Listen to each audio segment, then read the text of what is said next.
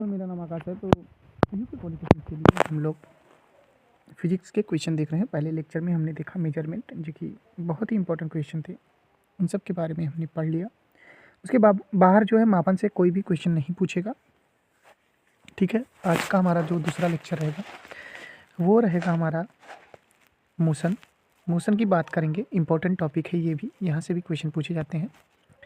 ठीक है, गति जो होती है वो 3 प्रकार की होती है। स्थानांतरी यानी ट्रांसलेटरी मोशन, जब कोई वस्तु किसी सीधी रेखा में गति करती है तो उसे स्थानांतरी गति कहते हैं। घूर्णन गति की बात करेंगे, रोटेटरी मोशन की बात करेंगे, जब कोई किसी पिंड के परिधि घूमता है तो उसे घूर्णन गति कहते हैं। ये आपको याद रखना है।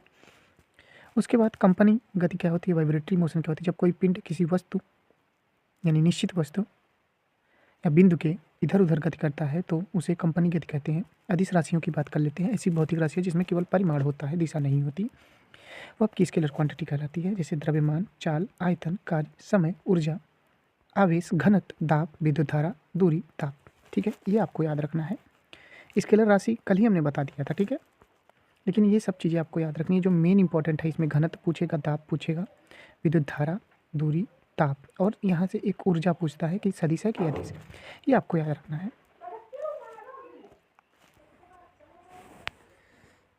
ठीक है दोस्तों, नोट यहाँ देखिएगा, इंपॉर्टेंट है। विद्युत धारा, ठीक है, ताप, दाब सभी दिशा में हैं, फिर भी ये अदिश राशियाँ हैं, ये आपको याद रखना है। ज़्यादा इसमें सोचने वाली समझने वाली बात नहीं है, सीधा आपको याद कर लेना है। ठीक है, सदिश राशियों की बात की जाएगी तो ऐसी भौतिक राशियाँ जिसमें परिमाण के साथ साथ डायरेक्शन भी हो, ठीक है, सदिश राशियाँ कहलाती हैं। वेग, विस्थापन, बल, त्वरण, भार, विद्युत क्षेत्र, बलाघूर्ण, दाब, विद्युत धारा, ताप, चुंबकीय क्षेत्र की तीव्रता। ठीक है,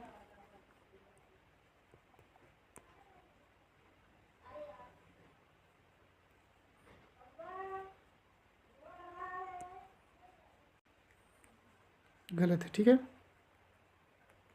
चलिए आगे बढ़ते हैं। अब हम देखते हैं क्या, विस्थापन की बात कर लेते हैं। प्रारंभिक और अंतिम स्थितियों की न्यूनतम दूरी जो होती है उसे विस्थापन कहते हैं। सदिश राशि होती है।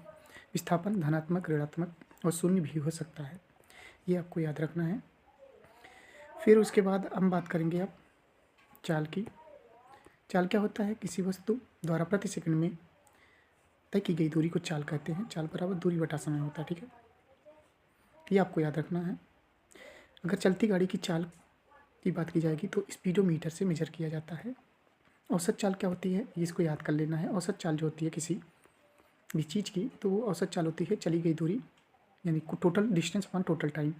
चली गई कुल दूरी और लिया गया कुल समय जो होता है वो आपकी एवरेज स्पीड कहलाती है। वेग की बात करेंगे, वेग बराबर विस्थापन बटा समय होता है, ये आपको याद रखना है। त्वरण की बात कर लेते हैं। त्वरण क्या होता है, वेग परिवर्तन बटा परिवर्तन हेतु लिया गया समय। त्वरण क्या है, अंतिम वेग माइनस प्रारंभिक वेग बटे लिया गया समय, त्वरण कहलाता है। ये आपको याद रखना है। त्वरण जो होती है सदिश राशि होती है। यहाँ पे देख सकते हैं न्यूटन के अगर फर्स्ट समीकरण से बात करेंगे, ठीक है, तो v बराबर u प्लस ए टी, तो ए बराबर क्या हो जाएगा, अंतिम माइनस प्रारंभिक बटा टाइम। जो वेग होता है उसका अंतर प्रारंभिक और अंतिम, अंतिम और प्रारंभिक का अंतर बटे समय, तो आपका त्वरण आता है। त्वरण का मात्रक जो होता है मीटर पर सेकंड स्क्वायर होता है, ये आपको याद रखना है। ठीक, चलिए एक समान त्वरण क्या होता है उसके बारे में देख लेते हैं। किसी वस्तु एक समान त्वरण तब होता है जब सीधी रेखा में चलती है और समय के साथ अंतरालों में समय मात्राओं में उसका वेग बढ़ता है। दूसरे शब्दों में वस्तु में एक समान त्वरण तब होता है जब उसका वेग एक समान दर से परिवर्तित होता है, ये आपको याद रखना है। असमान त्वरण क्या होता है दोस्तों, असमान त्वरण किसी वस्तु में असमान त्वरण तब होता है जब उसका वेग समय के समान अंतरालों में असमान परिणाम में, यानी जो मैग्नीट्यूड होता है परिमाण में बढ़ता है। ठीक है, ये आपके लिए ज़रूरी नहीं है। यह हम अंदर देख सकते हैं, किसी वस्तु का वेग समय के साथ बढ़ता है तो त्वरण धनात्मक, और वस्तु के वेग के साथ घटता है तो त्वरण ऋणात्मक।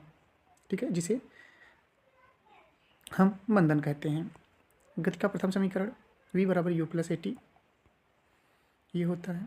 उसके बाद द्वितीय क्या होता है, एस बराबर U T plus half A T square. S क्या है, दूरी है, यू क्या है, प्रारंभिक वेग है, टी समय है, ए त्वरण है, ठीक है। तृतीय क्या है, वी स्क्वायर बराबर यू स्क्वायर प्लस 2as, ये आपको याद रखना है, तीनों गति के समीकरण। उसके बाद वृत्तिगत की बात करेंगे दोस्तों, ठीक है। वृत्तिगत क्या होती है, जब कोई पिंड किसी वृत्ति यानी सर्कुलर मार्ग पर गति करता है तो उसकी गति की दिशा लगातार बदलती रहती है, वृत्तिगत कहलाती है। अभिकेंद्रक बल क्या होता है, सेंट्रीपिटल फोर्स, वृत्तीय पथ में किसी वस्तु को चलाने के लिए जिस बल की आवश्यकता होती है अभिकेंद्र बल कहलाता है, ये आपको याद रखना है। एक यहाँ पे फार्मूला दिया गया है, ये आपको याद रखना है, v बराबर 2πr/t। v चाल होती है, r क्या होता है, वृत्तीय पथ की त्रिज्या होती है, t क्या होती है, वृत्तीय पथ के चक्कर में लिया गया समय। अभिकेंद्री बल क्या होता है, ये आपको याद रखना है, पिंड के वृत्तीय मार्ग पर चलते हुए अभिकेंद्र बल की प्रतिक्रिया में अभिकेंद्री बल के बराबर किंतु विपरीत जो बल कार्य करता है उसे अपकेंद्री बल कहते हैं। सर्कस में मौत का कुआं, जो मौत के कुएं में दिखाया जाता है। कपड़ा सुखाने की मशीन, वॉशिंग मशीन जो बेस्ड होती है अपकेंद्री बल के सिद्धांत पर कार्य करती है, ये आपको याद रखना है। दूध से क्रीम निकालना, ये भी आपका अपकेंद्री बल होता है, ठीक है, इंपॉर्टेंट। अब आएगा बलागुण। बलागुण को अगर हम टाउ से प्रदर्शित करें, इसका मतलब टाउ होता है, टाउ बराबर F इंटू आर, ठीक है। परिभाषा देख लेते हैं बलागुण की, किसी वस्तु पर लगने वाले बल उसे किसी अक्ष के परितः घुमाने का प्रयास करती है, उसी को बलागुण कहते हैं। न्यूटन मीटर इसका मात्रक होता है। टाउ बराबर F r हमने बताया, आर क्या है, दूरी है, तो इसका मीटर ले लेंगे, बल क्या है, न्यूटन हो जाएगा, ठीक है, न्यूटन मीटर, ठीक, ये आपका मीटर है, ये आपको याद रखना है। घरों में आटा पीसने की चक्की, इसके उदाहरण कुम्हार की चाक, पानी निकालने के हाथ के पंप, घरों के दरवाजे के कब्जे, ये आपको याद रखना है। साथ ही साथ जड़त्व आघूर्ण की बात कर लेते हैं। जड़त्व आघूर्ण क्या होता है, कोई पिंड किसी अक्ष के परितः विरामाम अवस्था में है या घूर्णन गति कर रहा है तो हमें उसकी अवस्था में परिवर्तन के लिए एक बलागुण लगाना पड़ता है। अगर बलागुण जो आपका है वो क्या होता है, सदिश राशि होती है, ये आपको याद रखना है। अगर जड़त्व आघूर्ण की बात करेंगे तो I बराबर mr स्क्वायर, ये आपको याद रखना है, mr स्क्वायर, ठीक है। बैलगाड़ी, साइकिल, रिक्शा आदि के पहिए के रिम भारी मोटे किंतु बीच में खोखले होते हैं।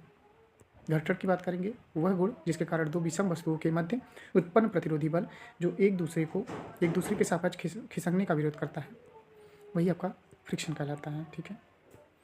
मनुष्य या जानवरों का सतह पर चलना, कार या बस में ब्रेक लगाना, मशीनों में घर्षण कम करने के लिए लुब्रिकेंट स्नेहक का प्रयोग करते हैं। कुछ भारी मशीनों में घर्षण के लिए लुब्रिकेंट के रूप में ग्रेफाइट प्रयोग किया जाता है, ये आपको याद रखना है, ये घर्षण के उदाहरण है। तो यहाँ पे आपका टॉपिक जो है वो ख़त्म होता है, ठीक है। टॉपिक हमारा क्या था, मोशन।